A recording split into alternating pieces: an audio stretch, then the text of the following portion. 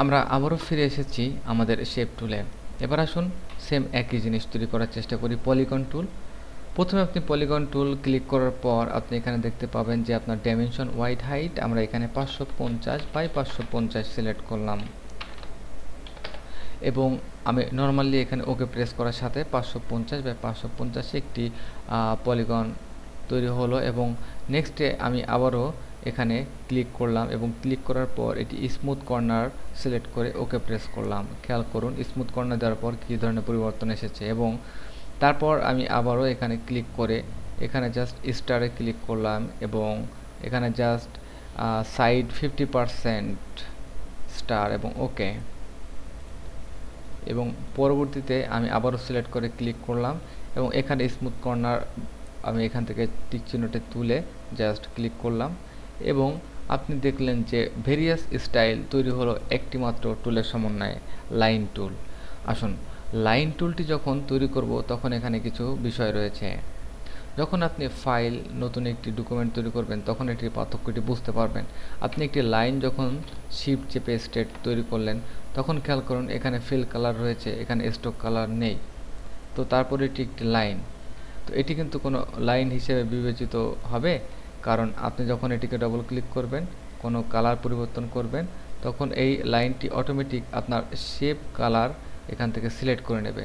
অনেক সময় এমন হতে পারে যে আপনি নর্মাল একটি রেক্ট্যাঙ্গুলার তৈরি করলেন, এখানে আপনি জাস্ট এটি অনেক বড় একটি লাইন তৈরি করলেন বা যেটি অনেক অনেক অনেক বেশি পিক্সেল এটি থেকে, এটি সাধারণত 1 পিক্সেল একটি নর্মাল লাইন তৈরি হয়। তো আপনি কি করলেন যে এটিকে গিয়ে জাস্ট এখান থেকে আপনার হাইট ভ্যালু এখানে দেখতে পাচ্ছেন 39, এখানে জাস্ট এক টাইপ করে দিন এবং আমার মনে হয় দুটির মধ্যে কোনো ধরনের পার্থক্য নেই। সুতরাং আপনি লাইনও ব্যবহার করতে পারেন, আবার অনেক সময় আপনি আপনার রেক্টেঙ্গুলার টুল ব্যবহার করতে পারেন স্ট্রেট ধরনের লাইন তৈরি করতে। কিন্তু লাইন টুলের মজাটা হচ্ছে আপনি যে কোনো সময় যে কোনো স্থানে যে কোনোভাবে এভাবে আপনি ক্লকওয়াইজভাবে আপনি শিফট চেপে রোটেশন করে তৈরি করতে পারেন, যেটি হয়তো আপনি আপনার রেক্টেঙ্গুলার টুল দিয়ে তৈরি করতে পারবেন না, কারণ আপনি এভাবে তৈরি করার পর তারপর রোটেশন করতে হবে, তারপর এটিকে আপনি যখন ছোট করবেন তখন একটি লাইন তৈরি হবে। সো আমরা দেখলাম যে কিভাবে লাইন তৈরি করা যায়। আর কি এখানে কিছু রয়েছে? হ্যাঁ, কাস্টম শেপ। তো কাস্টম শেপ অনেক মজার একটি শেপ, যেটি হচ্ছে আপনার তৈরি করা থাকে অটোমেটিক। বিভিন্ন ধরনের কাস্টম শেপ আপনার অ্যাডোব ফটোশপের ডিফল্ট, আপনি যে কোনো একটি সিলেক্ট করুন, ড্র্যাগ করুন, আপনি একটি কাস্টম শেপ এভাবে তৈরি করে ফেলতে পারেন এবং এটি তৈরি করা খুবই সহজ। আপনি সিলেক্ট করে শিফট চেপে সুন্দরভাবে বড় করুন। যদি শিফট না চাপেন তাহলে হয়তো আপনার এখানে অ্যাসপেক্ট রেশিও নষ্ট হতে পারে আপনার শেপটির। সুতরাং যে কোনো একটি শেপকে আপনি সিলেক্ট করেন, কিবোর্ড থেকে শিফট কি হোল্ড করে ধরেন এবং শিফট কি চেপে ধরলে তখন আপনি হয়তো দেখতে পাবেন যে আপনার অ্যাসপেক্ট রেশিও সমানভাবে বড় হবে, ছোট হবে।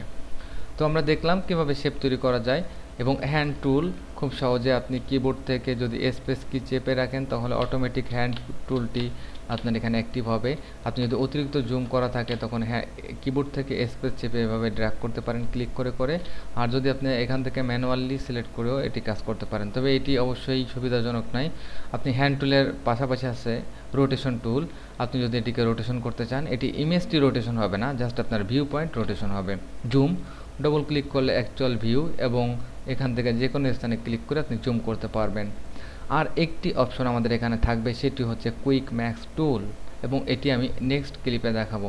ধন্যবাদ।